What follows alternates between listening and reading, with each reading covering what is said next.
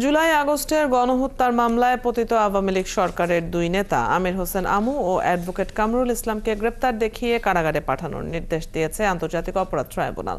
বুধবার বিচারপতি গোলাম মর্তুজা মজুমদারের নেতৃত্বে আন্তর্জাতিক অপরাধ ট্রাইব্যুনাল আজ এই আদেশ দেয়। প্রসিকিউশনের গ্রেপ্তার আবেদনের প্রেক্ষিতে আগামী 18 ডিসেম্বর এই দুই অভিযুক্ত আওয়ামী লীগ নেতার বিরুদ্ধে গণহত্যার তদন্ত প্রতিবেদন সহ ট্রাইব্যুনালে হাজিরের নির্দেশ দেওয়া হয়েছে।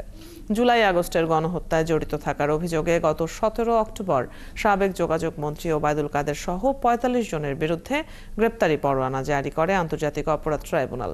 সেই তালিকায় নাম রয়েছে এই দুই নেতারও। বেশ কিছু মামলায় বর্তমানে কারাগারে রয়েছেন আমু এবং কামরুল।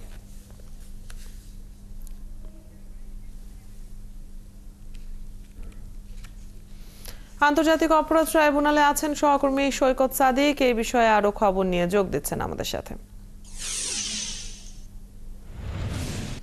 সৈকত, আগামী 18 ডিসেম্বর এই দুই নেতার বিরুদ্ধে গণহত্যার তদন্ত প্রতিবেদন সহ ট্রাইব্যুনালে হাজিরের নির্দেশ দেওয়া হয়েছে। এর পাশাপাশি আর কি কি তথ্য আছে আপনার কাছে?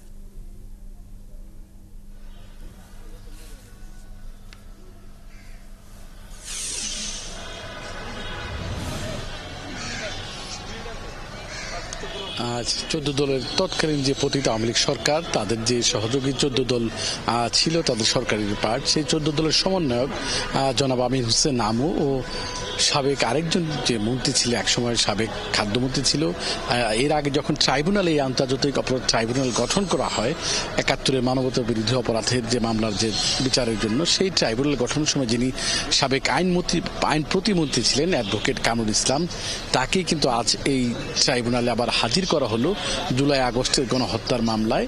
সেই মামলায় তারা দুজন আজকে আমির হোসেন আমু ও কামরুল ইসলাম, তাদের বেলা সকাল 10:20 এখানে নিয়ে আসা হয় কেন্দ্রীয় কারাগার থেকে।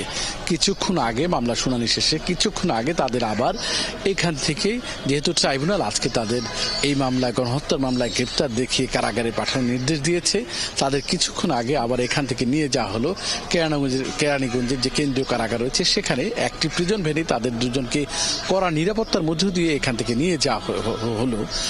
আজকে আদালতে যখন শুনানি করেন ট্রাইব্যুনালের প্রসিকিউশনের পক্ষ থেকে প্রসিকিউটর গাজী এম ইসলাম, শুরুতেই তিনি আমির হোসেন আমুর বিরুদ্ধে কি অভিযোগে জুলাই আগস্ট ছাত্র জনতার গণঅভ্যুত্থানের যে আন্দোলন দমনে জনাব আমির হোসেন আমুর কি অভিযোগ রয়েছে, শেখ হাসিনার সহযোগী হিসাবে সেই সরকারকে টিকিয়ে রাখতে, ফ্যাসিবাদ সরকারকে টিকিয়ে রাখতে তারা ছাত্র জনতার আন্দোলন দমনে কি ভূমিকা রেখেছেন, সেই অভিযোগগুলি কিন্তু আজকে ট্রাইব্যুনাল প্রসিকিউটর গাজী এম ইসলাম তুলে ধরেন।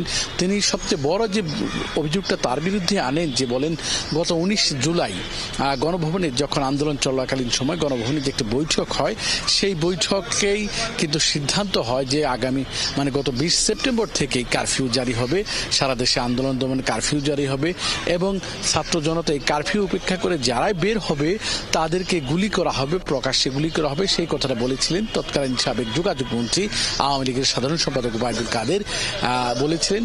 সেই গুরুত্বপূর্ণ সিদ্ধান্ত নেওয়ার ক্ষেত্রে আমির হোসেন আমুর ভূমিকা রয়েছে, সেই অভিযোগটাই এখানে তারা তুলে ধরেছেন। যেহেতু আমির হোসেন আমু একজন প্রভাবশালী মন্ত্রী ছিলেন, তিনি যদি বাইরে থাকেন তাহলে সেই তদন্ত কাজ তিনি ব্যাহত করতে পারেন। যেহেতু আইন শৃঙ্খলা বাহিনীর যারা রয়েছেন, তদন্ত সংস্থা রয়েছেন, অনেকেই যেহেতু দোসরের সেই সরকার অনেকে এখনো আছেন, সেহেতু আমির হোসেন আমু যাতে গ্রেপ্তার থাকেন তদন্তের স্বার্থে তাকে গ্রেপ্তার দেখানোর আবেদন করা হয়। তার প্রেক্ষিতে আদালত তাকে কারাগারে পাঠানোর নির্দেশ দেয় এবং আগামী 18 ডিসেম্বর তাকে আবার পুনরায় নিয়ে আসার কথা বলা হয়েছে ট্রাইব্যুনালে এবং তদন্ত প্রতিবেদন দেওয়ার কথা বলেছে। ওই দিন এই যে ওবায়দুল কাদের সহ ৪৫ জন নেতার কথা বলা হয়েছে, গ্রেপ্তারি পরোয়ানা জারি করেছেন গত 17 অক্টোবর ট্রাইব্যুনাল। সেখানে যেহেতু আমির হোসেন আমু ও কামরুল ইসলামের নাম রয়েছে, ওই দিন ওই গ্রেপ্তার আরো যে 13 জন রয়েছেন তাদের নিয়ে আসা হয়েছিল 18 নভেম্বর, তাদেরকে আবার 18 ডিসেম্বর তাদের সাথে আমির হোসেন আমু কামরুলকে নিয়ে আসা হবে।